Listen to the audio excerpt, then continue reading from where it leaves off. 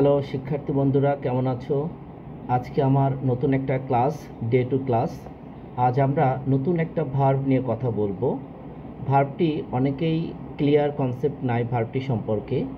এই ভার্বটি হচ্ছে cognate verbs, যেটাকে বাংলায় আমরা সমধাতুজ ক্রিয়া বলবো।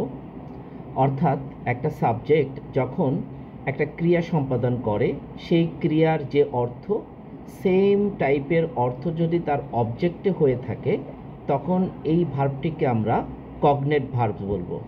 যেমন আমরা দেখতে পাচ্ছি, একটা এক্সাম্পল লিখেছি, হি সিংস এ সং, সে একটি গান গায়।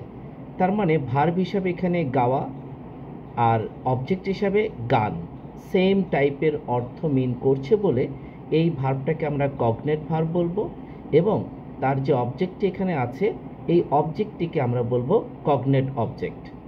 এবং এই যে কগনেট ভার্বস, এদেরকে সবসময় আমরা একটা ট্রানজিটিভ ভার্ব হিসাবে চিহ্নিত করব, কারণ এর অবজেক্ট আছে। এটাকে ট্রানজিটিভ ভার্বও আমরা বলতে পারি। সেম ওয়েতে আমি আরও কিছু এক্সাম্পল লিখে রেখেছি।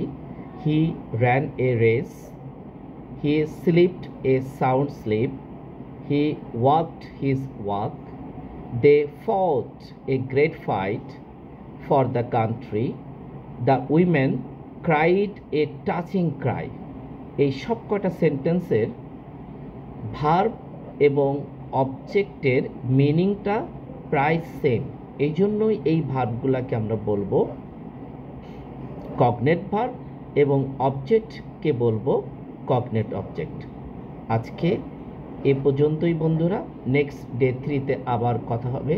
তোমরা সবাই ভালো থেকো। আসসালামু আলাইকুম।